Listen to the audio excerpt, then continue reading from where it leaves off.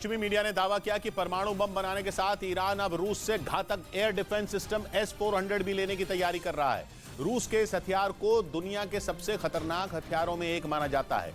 खबर है कि ईरान रूस से S-400 लेने के बाद उन्हें अपने परमाणु ठिकानों पर तैनात कर देगा, ताकि अगर इजरायल और अमेरिका की मिसाइलें या फिर लड़ाकू विमान उन ठिकानों तक पहुंचे तो S-400 उन्हें आसमान में ही ढेर कर दे। क्योंकि ईरान को इन दिनों सबसे ज्यादा इसी बात का डर सता रहा है। उसे लग रहा है कि किसी भी वक्त इजरायल उसके ऊपर अपने लड़ाकू विमानों से बम बरसा सकता है और इजरायल की मदद करने के लिए अमेरिका भी मिसाइलें दाग सकता है।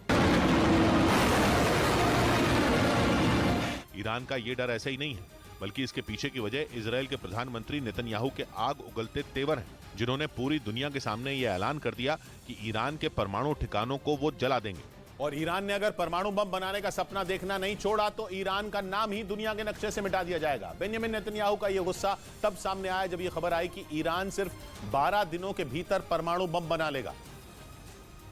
और ये चौंका देने वाला दावा खुद अमेरिका के रक्षा मंत्रालय पेंटागन की तरफ से किया गया, जिसने बताया कि ईरान को रोकने की हर कोशिश अब फेल होने वाली है। इजरायल लाख चाहे तो भी वो ईरान को ऐसी ताकत पाने से नहीं रोक पाएगा जो तबाही लाने वाली है। पेंटागन के मुताबिक सिर्फ 12 दिनों में ईरान का सपना पूरा होने वाला है, यानी सिर्फ 12 दिनों में ईरान परमाणु बम बना लेगा। और इसी दावे के बाद ईरान के कट्टर दुश्मन इजरायल में खलबली मच गई, क्योंकि वो तो पिछले कई महीनों से ईरान के परमाणु ठिकानों को मिटा देने की धमकी भर दे रहा था और इधर ईरान अपना काम पूरा करने के करीब पहुंच गया।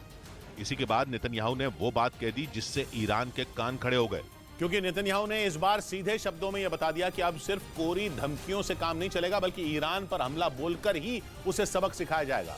तेल अवीव में सुरक्षा से जुड़े एक कार्यक्रम में नेतन्याहू ने ताल ठोकी कि अब इंतजार करने का समय नहीं है।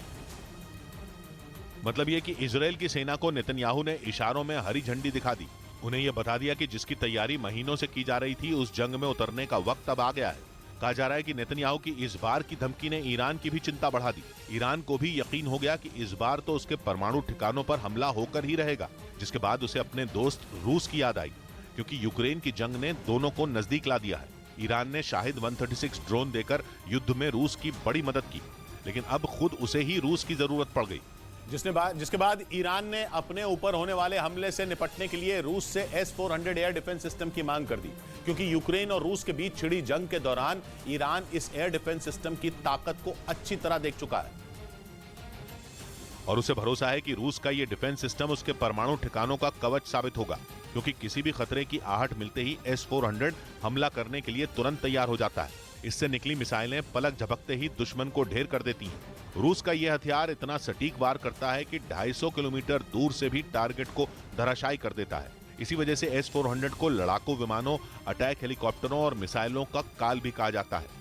हालांकि रूस कब तक ईरान को यह एयर डिफेंस सिस्टम दे पाएगा, इसकी जानकारी नहीं दी गई, लेकिन पेंटागन के मुताबिक रूस का यह खतरनाक हथियार जल्द ही ईरान पहुंच सकता है।